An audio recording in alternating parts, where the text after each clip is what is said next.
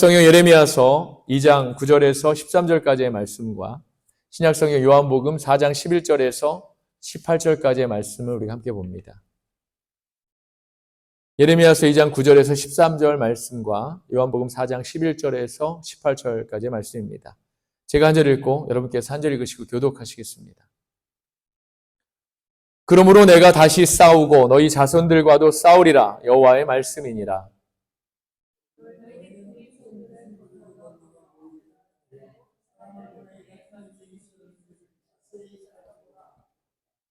어느 나라가 그들의 신들을 신 아닌 것과 바꾼 일이 있느냐?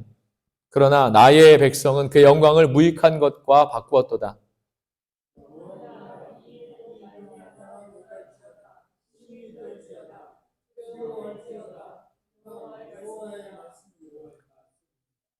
내 백성이 두 가지 악을 행하였나니 곧 그들의 생수의 근원되는 나를 버린 것과 스스로 웅덩이를 판 것인데 그것은 그 물을 가두지 못할 터진 웅덩이들이니라.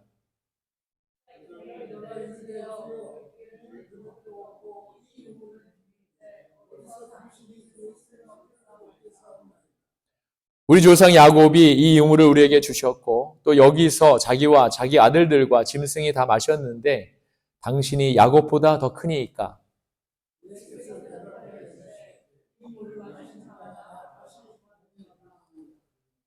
내가 주는 물을 마시는 자는 영원히 목마르지 아니하리니 내가 주는 물은 그 속에서 영생하도록 솟아나는 샘물이 되리라.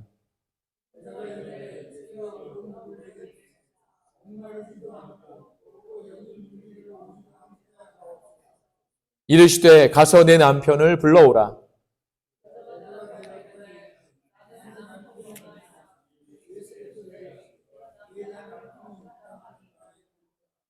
너에게 남편 5이 있었고 지금 있는 자도 내 남편이 아니니 내 말이 참되도다. 아멘. 살아계신 하나님의 말씀입니다. 갈급함의 원천이라는 제목을 가지고 하나님의 말씀을 함께 나누겠습니다.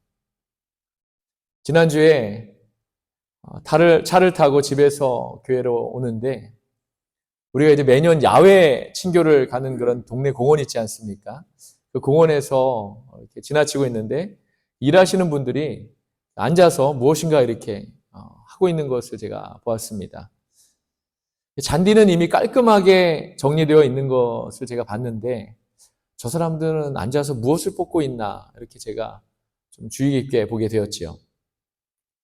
그 사람들이 뽑고 있었던 것은 잔디와 벽 사이에 또 경계석 사이에 이렇게 기계로는 깎을 수 없는 곳, 그 사이로 자라난 그런 풀을 이렇게 뽑고 있었던 겁니다.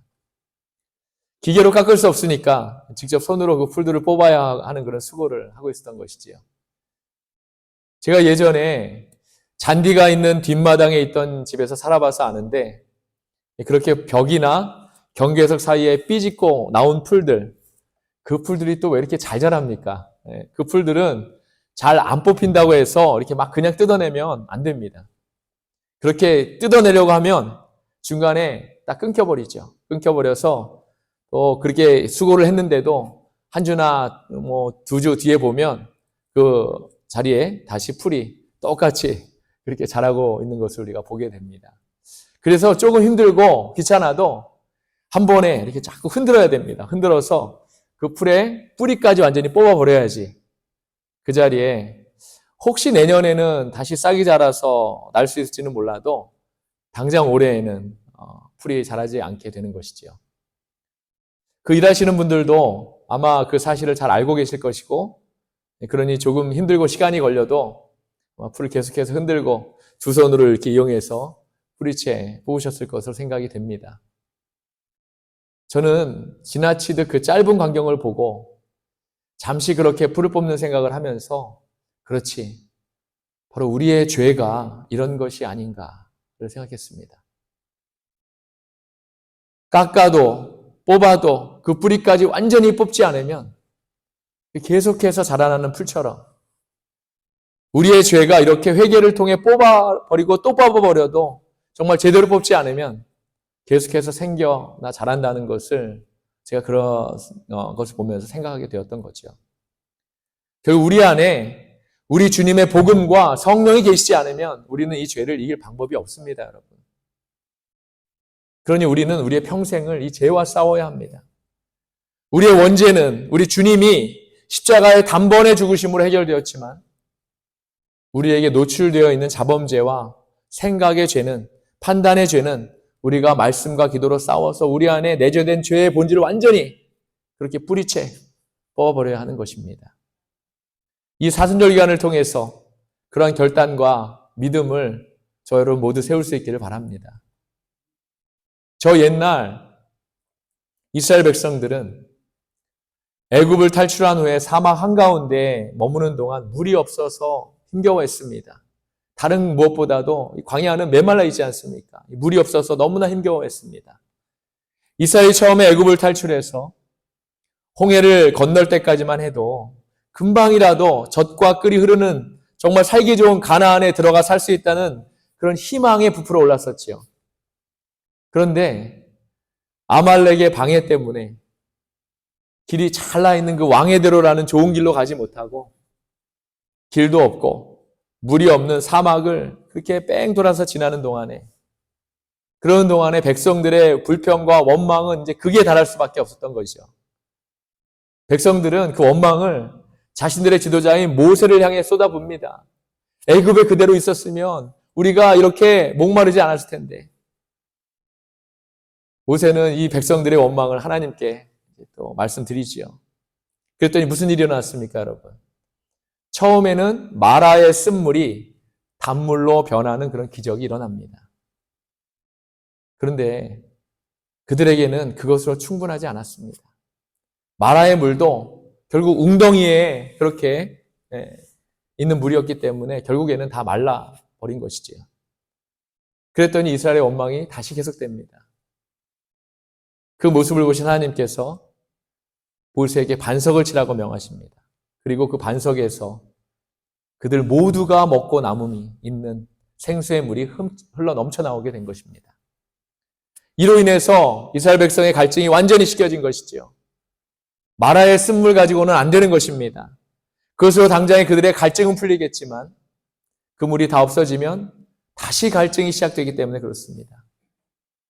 반석에서 생수가 계속해서 흘러 넘쳐야지만 완전한 갈증이 해소되는 것입니다. 그리고 성경에는 쓰여져 있지 않지만 아마도 그들이 가는 곳마다 하나님께서 반석을 치게 하셔서 그들에게 물을 공급하셨을 것으로 저는 믿습니다. 사랑하는 여러분, 이스라엘에게 이 반석의 물이 그들이 가는 곳마다 꼭 필요했듯이 저와 여러분, 우리에게도 우리 주님의 임재, 반석과도 같은, 반석의 샘물과도 같은 우리 주님의 임재가 우리 가는 곳마다 정말 생수같이 꼭 필요하다는 사실을 우리가 말씀을 통해 깨닫기를 바랍니다. 오늘 요한복음의 본문에 보면 지금 사마리아 수가성에서 한 여인이 예수님을 만나는 장면이 소개되고 있습니다. 예수님의 입장에서는 이 마을의 구원을 위해서 이 여인과의 만남이 꼭 필요한 만남이었습니다. 그런데 이 여인의 입장에서 보면 이 만남은요, 참 예기치 못한 만남이고 원하지 않는 만남이었을 것으로 생각이 됩니다. 갈릴리에서 예루살렘으로 가려면 반드시 사마리아 땅을 거쳐야 하는데 유대인들은 사마리아 사람을 동족으로 인정하지 않았고 그들과 상종하지도 않았다고 했습니다. 아시리아와의 전쟁으로 인해서 북이스라엘이 멸망하고 아시리아의 혼혈 정책으로 인해서 사마리아는 이스라엘의 순수 혈통이 아니었거든요. 이스라엘 백성과 원래 이스라엘 백성이었던 사람들과 아시리아의 사람들과 서로 혼혈된 그런 민족으로 그 자리에 머물게 되었던 것이지요. 그래서 유대인들은 사마리아 사람들을 이방인으로 생각합니다. 또 그러한 유대인들을 사마리아 사람들도 미워했지요. 그런데 예수님과 제자 일행은 갈릴리에서 사마리아를 거쳐서 예루살렘으로 가는 중이었다는 겁니다. 그렇게 사마리아에 도착하자 제자들은 먹을 것을 구하러 마을 안으로 들어갔다고 했습니다. 그리고 예수님은 우물가에 앉아서 쉬고 계시다가 이제 물을 길러온 사마리아 여인을 만나신 것이지요. 이 사마리아 여인은 사람 만나는 것을 별로 좋아하지 않았던 것 같습니다. 왜냐하면 모든 사람이 낮잠을 자고 있어요. 가장 무덥고 뜨거운 그 낮 시간에 그녀는 잠을 자지 않고 혼자 물을 길러 나왔기 때문입니다. 다른 사람들은 자고 있는데 혼자 물 길러 나온 것은 이 여인이 사람 만나는 것을 얼마나 싫어하는지를 알려줍니다. 또한 예수님은 유대인이고 이 여인은 사마리아 여인이기 때문에 그들은 절대로 가까이 할 수 없는 그런 사이였죠. 그런데도 예수님은 이 여인에게 직접 먼저 다가가신 것입니다. 다가가서 나에게 물을 좀 달라 하십니다. 여기서 우리가 반드시 생각해야 할 것은요, 예수님께서 먼저 다가가셨다는 사실입니다. 우리 주님은 이렇게 항상 우리에게 먼저 찾아오십니다. 할렐루야. 단지 우리가 그것이 우리 주님의 초대이고 우리를 부르시는 그런 부르심인지 알지 못해서 우리가 깨닫지 못하는 것뿐이지요. 하지만 반면에 이 여인이 예수님을 발견하기에는 그녀 앞에 가로막고 있는 장애물이 너무 많았다는 것입니다. 유대인이 사마리아인과 함께 그릇을 이용해서 물을 마신다는 것은 당시에는요, 상상조차 할 수 없는 일입니다. 우선 예수님이 유대인이라는 것이 그녀를 가로막는 가장 중요한 요인이었겠지만 무엇보다도 지금 이 여인은 자기 문제로 머리가 꽉 차 있었다는 겁니다. 이 여인의 생각은 어떻게 하면 사람들을 만나지 않고 사람들의 눈을 피해서 조용히 살 수 있는가, 물도 조용히 떠올 수 있는가 였다는 겁니다. 그녀의 모든 생각은 자기 문제에 파묻혀 있었기 때문에 아무도 그녀를 그 안에서부터 끌어낼 수가 없었다는 것이지요. 그래서 그녀는 예수님을 보고서도 아무것도 느끼지 못했던 것입니다. 생명의 주님이, 생명의 예수님이 바로 앞에 서 계신데도 이 여인은 그것을 깨닫지 못하고 자기 문제에만 매달리고 있었던 것이죠. 사랑하는 여러분, 오늘 우리의 상태가 이렇지는 않을까요? 지금 우리는 우리 자신이 겪고 있는 문제들 혹은 어려움 또 이런 것들 때문에 우리의 모든 마음을 그곳에 빼앗겨서 얼마나 크신 분이 나에게 가까이 오셨는지, 얼마나 위대하신 분이 생명의 우리 주님이 가까이 오셨는지 전혀 깨닫고 있지 못하고 있다는 겁니다.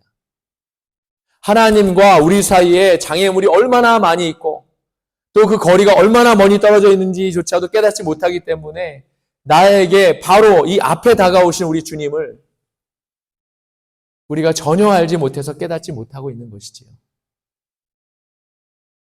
어떻게 하면 지금 이 문제를 해결할 수 있을까? 어떻게 하면 돈을 좀 더 벌어서 성공할 수 있을까? 이렇게 직장, 가정의 문제, 관계의 문제들, 이러한 실적인 문제들이 우리로 하여금 주님의 존재를 깨닫지 못하게 하는 것입니다.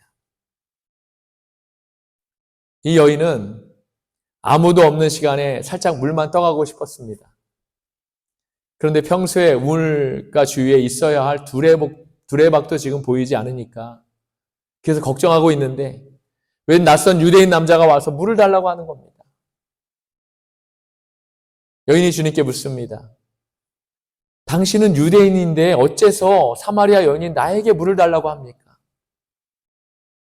이 여인은 물을 길러 왔지만 지금 그냥 돌아갈 수밖에 없게 되었습니다. 두레박이 없었기 때문이지요. 그래서 그 화풀이를 우리 예수님께 더해서 말하고 있는지도 모르겠습니다. 그런데 예수님께서는 이 여인의 태도에도 아랑곳하지 않으시고 이 여인이 예수님을 바라보게 하십니다. 이 여인이 예수님을 바라보게 하십니다. 지금 자기 고민과 자기 생각으로 가득 차 있는 이 여인으로 하여금 고개를 들어서 우리 주님을 바라보게 하신 것이지요. 오늘 본문은 아니지만 10절의 말씀 우리가 함께 보겠습니다. 예수께서 대답하여 이르시되 내가 만약 하나님의 선물과 또 내게 물 좀 달라 하는 이가 누구인 줄 알았더라면 내가 그에게 구하였을 것이요 그가 생수를 내게 주었으리다. 아멘. 여인아, 너는 지금 네 생각과 걱정으로 꽉 차서 너에게 말하고 있는 그런 내가 누구인 줄 전혀 알아보지 못하고 있구나. 나를 봐라. 나를 바라봐라. 지금 그렇게 낙심하지 말고 눈을 들어서 지금 나를 봐라. 나는 하나님의 선물을 가지고 왔다. 너는 내가 누구인 줄 알았더라면 그것을 나에게 달라고 했을 것이고 나는 그것을 너에게 주었을 것이다. 그것은 바로 영원히 목마르지 않을 생명의 물이다. 할렐루야. 다른 말은 잘 몰라도 이 여인에게 가장 다가오는 말은 바로 이 생명의 물, 생수라는 말이었을 겁니다.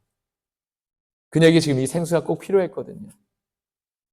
여기서 생수는 마라의 쓴물처럼 물이 고여있는 웅덩이의 물이 아닙니다.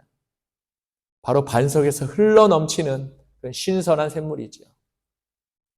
이러한 생수를 이 남자가 지금 자신에게 줄 수 있다고 말하고 있습니다. 더군다나 어떤 조건도 없습니다. 그저 달라고만 한다면 주겠다는 것입니다. 이 여인은 예수님의 말씀에 눈이 번쩍 뜨입니다. 그런데 주님의 말씀에도 불구하고 지금 이 여인의 현실을 보면 어떻습니까? 샘물은커녕 지금 당장 물도 퍼마실 두레박이나 그릇도 없는 그런 실정입니다. 사랑하는 여러분, 이렇게 우리의 눈에 보이는 현실과 말씀의 차이를 우리가 어떻게 바라볼 수 있겠습니까? 11절과 12절을 한번 볼까요? 여자가 이르되 주여 물기를 그릇도 없고 이 우물은 깊은데 어디서 당신이 그 생수를 얻겠사옵나이까? 우리 조상 야곱이 이 우물을 우리에게 주셨고 또 여기서 자기와 자기 아들들과 짐승이 다 마셨는데 당신이 야곱보다 더 크니까? 사랑하는 여러분, 그렇습니다. 지금 그녀의 현실은 물기를 두레박도 없고 우물은 깊은 것이 현실입니다. 그런데도 예수님의 약속은 어떻습니까? 물을 달라고만 하면 주시겠다는 겁니다. 오늘 우리는 모든 것을 눈에 보이는 것에 맞추려고 합니다. 우리 눈에 보이는 것만 믿으려고 하죠. 하나님의 약속을 세상의 성공으로 생각하고 있는 것입니다. 내가 원하던 집도 사고 돈도 많이 벌고 직장도 잘 구해서 성공하는 것을 하나님의 약속으로 믿고 살아간다는 것이지요. 그런데 어떻습니까? 우물은 깊은데 물을 깃는 두레박도 없는 것이 지금 우리의 현실입니다. 하나님의 약속이 두레박이 없어도 물을 기를 수 있는 어떤 다른 도구를 사용해서 큰 물동이를 잘 물 깃게 하는 것, 그런 구체적인 약속이면 참 좋을 텐데, 그렇게 하나님께서 우리에게 구체적인 디렉션을 주시면 참 좋을 텐데, 하나님의 약속은 언제 무엇이 어떻게 된다는 것처럼 구체적이지가 않습니다. 그냥 달라고 하면 주시겠다는 겁니다. 여기에서 우리의 믿음은 1차적으로 시험을 받습니다. 예수님은 분명히 엄청난 것을 주겠다고 말씀하시죠. 그런데 지금은 아무것도 되어 있는 것이 없는 겁니다. 예수님을 만나기 전이나 만난 후나 현실에서는 우리에게 아무것도 변한 것이 없습니다. 예수님의 약속과 눈에 보이는 현실 사이에는 너무나도 큰 간격이 있는 것이지요. 이럴 때 우리는 어떻게 해야 되겠습니까? 많은 사람들은 하나님의 약속과 우리의 현실을 분리시킵니다. 현실은 현실이라고 믿지요. 그래서 눈에 보이는 것은 자기 힘으로 해결하려고 합니다. 지금 상황에서는 일단 급한 대로 가까운 데서 두레박을 빌려와서 물을 깃고 그 다음에는 예수님으로부터 위로와 격려를 받고 돌아가는 길이지요. 그게 우리가 생각하는 방법입니다. 이것이 오늘 사는 많은 크리스천들의 삶이기도 하지요. 이렇게 교회 안의 생활과 교회 밖의 생활이 일치하지 않은 것입니다. 오늘 교회에는 두레박이 없습니다. 그래서 사람들은 교회를 답답할 때 위로받는 것 정도로만 생각하는 것이지요. 마음이 답답할 때 교회에 나와서 예배 듣고 또 듣는 설교 말씀을 통해 은혜 받고 실컷 울면서 기도하고 그러면 가슴도 시원해지고 결국 위로받는 것이 믿음이고 예배라고 생각합니다. 여인은 예수님의 말씀을 믿으려고 하지 않았습니다. 이런 여인을 향해서 예수님은 다시 한번 말씀하십니다. 13절 14절입니다. 예수께서 대답하여 이르시되 이 물을 마시는 자마다 다시 목마르려니와 내가 주는 물을 마시는 자는 영원히 목마르지 아니하리니 내가 주는 물은 그 속에서 영생하도록 솟아나는 샘물이 되리라. 할렐루야. 이 여인은 지금 이 야곱의 우물을 최고의 우물로 생각하고 있었습니다. 이 물은 수백 년 동안 마르지 않은 그런 우물이었죠. 이 여인은 이 우물이 자기에게 충분하다고 생각하고 있는 것입니다. 하지만 예수님은 다시 말씀하시지요. 너는 지금 이 우물을 충분하다고 생각하는구나. 하지만 이 우물은 다시 목마르지 않느냐. 내가 주는 물은 한 번만 마시면 영원히 목마르지 않는 그런 물이다. 생수이다. 이 물을 한 번만 마시면 계속 새롭게 솟아나기 때문이다. 할렐루야. 단 한 번만 마시면 영원히 목마르지 않는 생수. 이 물을 예수님께서 지금 달라고만 하면 주시겠다는 겁니다.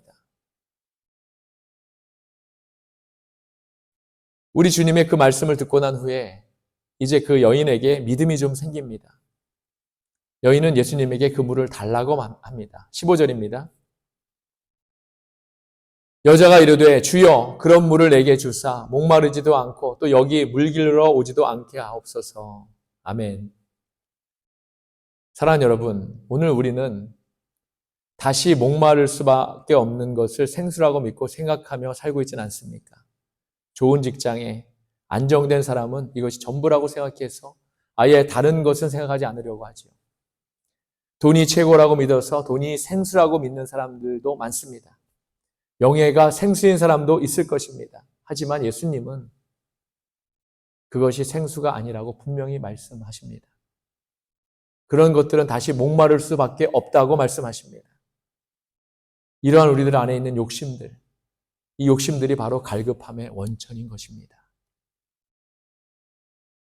그리고 그런 것들은 마시고 난 후에도 다시 갈증이 나서 또 마셔야 하고 또 마셔야 하고 또 마시기를 원합니다. 하지만 예수님이 주시는 것은 한 번만 마시면 영원히 갈증이 생기지 않습니다. 예레미야 선지자가 이스라엘 백성에게 하나님의 말씀을 전한 내용이 오늘 우리가 읽었던 예레미야 본문 2장 13절에 이렇게 기록되어 있습니다. 내 백성이 두 가지 악을 행하였나니 곧 그들이 생수의 근원되는 나를 버린 것과 스스로 웅덩이를 판 것인데 그것은 그물을 가두지 못할 터진 웅덩이들이라. 아멘. 이스라엘이 행한 두 가지 악을 말씀하는데 이 악은 다른 것이 아닙니다. 생수의 근원이신 하나님을 버린 것이고 다른 하나는 하나님 대신에 자기 나름대로 웅덩이를 판 것입니다. 내가 하려고 한 것이지요.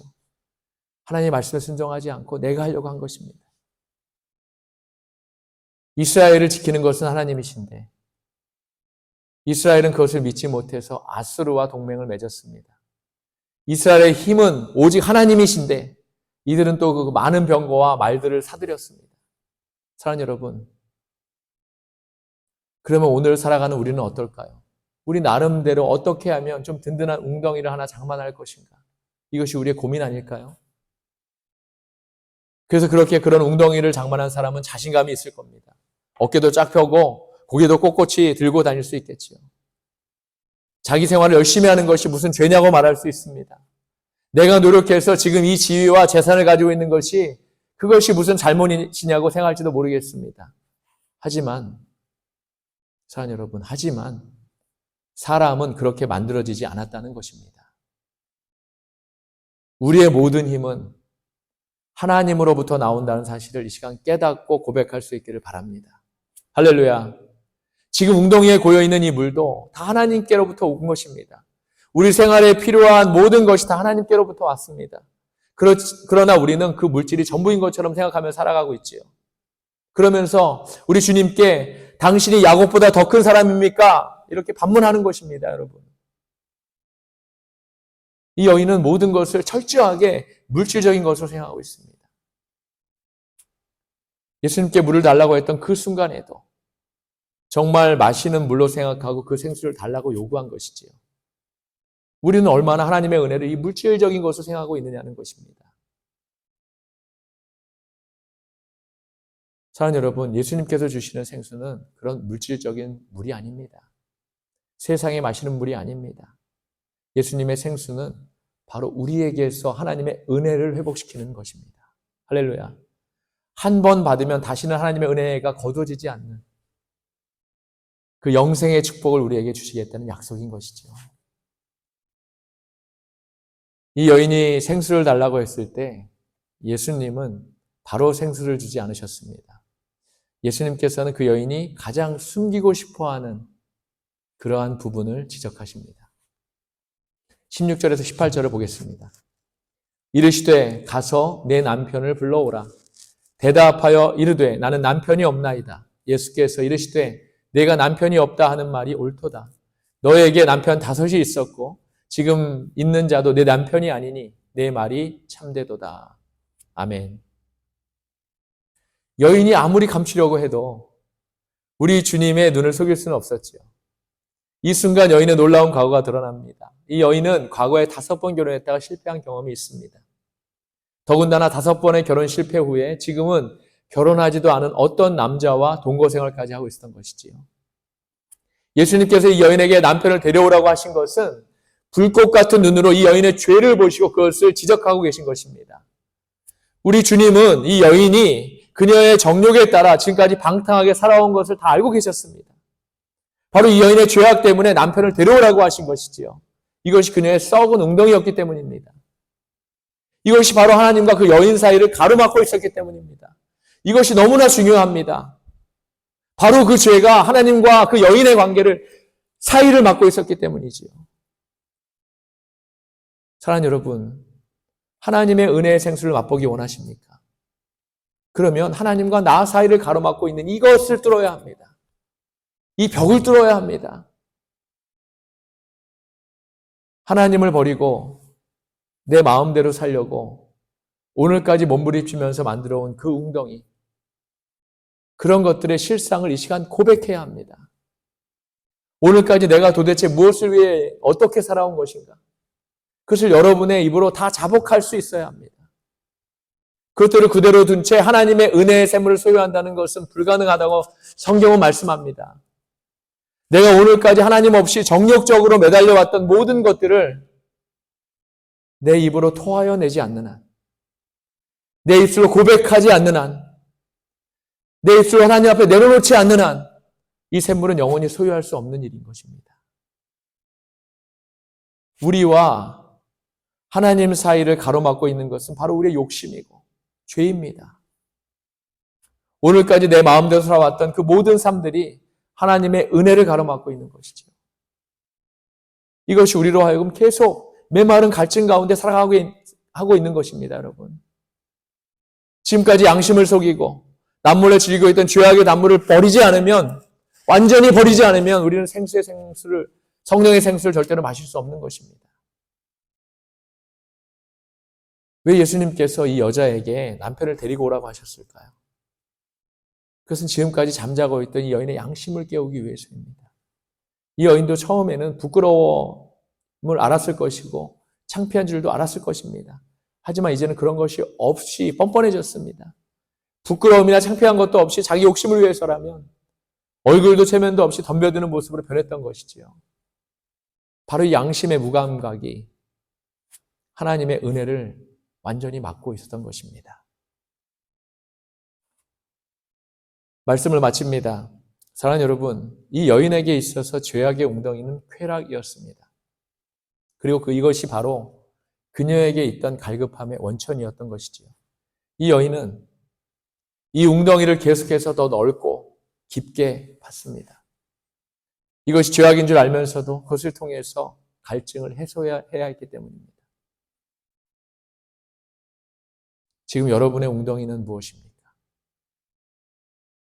그 웅덩이가 무엇이든지 지금도 계속 그 웅덩이를 파고 계시다면 지금 이 순간 이후로 당장 멈출 수 있기를 바랍니다. 생수 대신 하나님만을 바라볼 수 있기를 바랍니다. 할렐루야.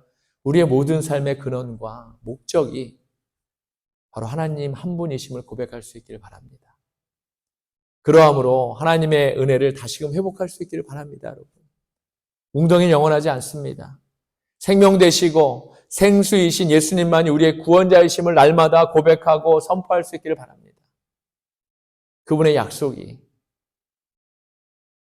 우리에게 영생을 주시겠다는, 더 이상 목마르지 않는 그 생수를 주시겠다는 그분의 약속이 지금 우리에게 막연해 보일지는 몰라도 달라고만 하면 주시겠다는 그런 분명한 약속, 붙들고 가실 수 있기 바랍니다. 갈급함의 원천, 그것은 죄에 너그럽고 죄에 우리의 마음과 중심을 내어주었던 우리의 육신의 정욕, 안목의 정욕, 이생의 자랑임을 잊지 않기 바랍니다. 우리 주님과의 관계를 맡고 있던 갈급함의 원천을 우리 주님이 주신 생수로 해소하시고 날마다 주님이 주시는 은혜와 평강으로 주님이 주시는 축복으로 날마다 주님의 얼굴을 바라보며 그렇게 승리하시는 저와 여러분 모두가 되시기를 주님의 이름으로 축원합니다. 아멘. 기도하시겠습니다.